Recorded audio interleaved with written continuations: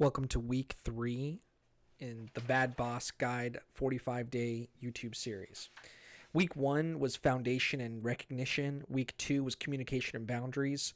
You're on week 3, psychological armor. Today we're going to say, stop hoping that your boss will change. You keep thinking it's going to get better. Maybe after this project wraps up, your boss will be less stressed. Maybe after the promotion, they'll calm down. Maybe if you just prove yourself one more time, they'll finally see your value and treat you with some respect. I need to tell you something, and this is going to sting at first, but ultimately it will set you free and make you feel much better. Your boss is not going to change. The moment you start hoping that they will change is the moment you get your power back. 2,000 years ago, there was this dude. He was a Greek philosopher, and he was named Epictetus, and he taught something radical. He said that there are things within your control and things outside your control, and wisdom is knowing the difference. He started his life as a slave, so he knew how to deal with people with power over him, and he knew that that wasn't going to change. His philosophy wasn't about being passive or about giving up. It was about focusing your energy where it can actually make a difference. Epictetus, this is what he would say about your bad boss. He would say you cannot control whether they become a better leader in your eyes. You cannot control whether they develop empathy, organizational skills, or basic human decency. You cannot control whether they have a moment of clarity and realize how their poor, bad behavior is affecting you or other people. These things are completely outside your sphere of influence. What you can control is how you respond, how you protect yourself, and what you do with the information that this person is who they are. This is why we keep hoping. You probably already knew most of what I was saying, but the reason why we keep hoping anyway is because hope feels better than acceptance. Hope lets us believe that we have some control over the situation. If we just work harder, communicate better, or find the right approach, we can fix this.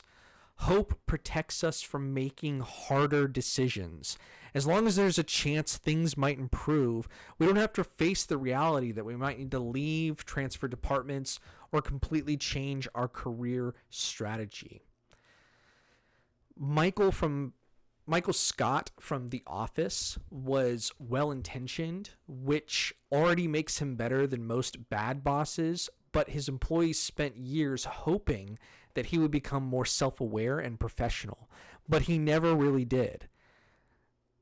Jim and Pam didn't get relief because Michael changed. They got relief when Michael left, and they stopped waiting for the transformation that wasn't coming. The people who suffered most in that office were the ones who kept expecting different behavior and being disappointed over and over again. Hoping that your boss is going to change actually costs you. Every time you expect different behavior and you get the same toxic pattern, you're experiencing fresh disappointment. The disappointment is not neutral. It's actually more energy draining, and it's damaging your confidence, and it keeps you in a cycle of trying to earn something that this person has already demonstrated that they're not capable of giving you. So you start performing for an audience that's literally never going to applaud. It's like you're working for approval from someone who doesn't have approval to give.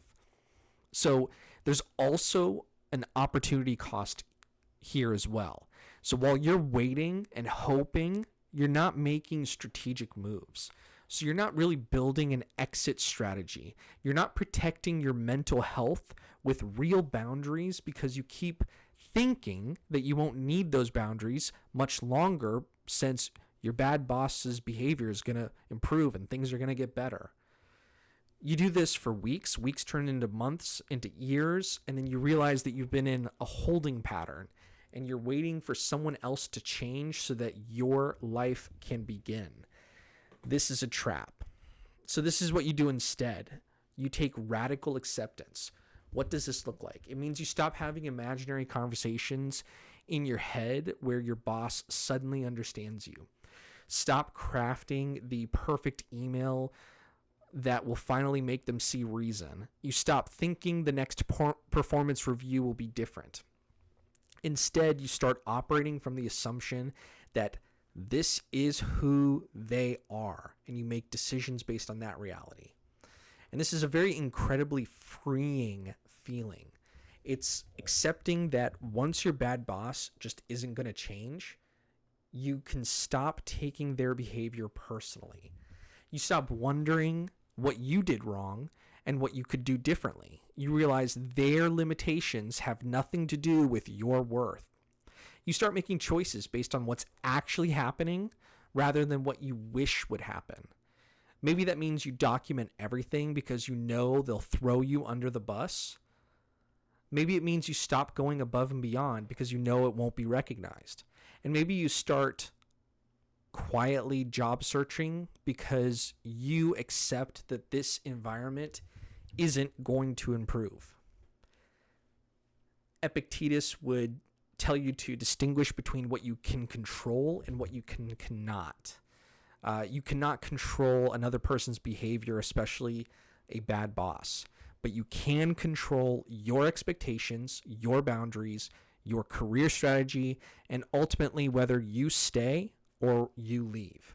That is where your power lives. It's not in hoping someone else will transform, but in accepting reality and acting accordingly. Letting go of the hope that your boss will change doesn't mean that you're giving up or being cynical. It means that you're finally seeing things clearly. And when you see things clearly, you can move strategically. Your bad boss has already shown you who they are, so believe them. Stop waiting for that person that they could be and start dealing with the person that they actually are. This is not pessimism, this is freedom. And it's the first step towards getting out or getting through this situation with your sanity intact.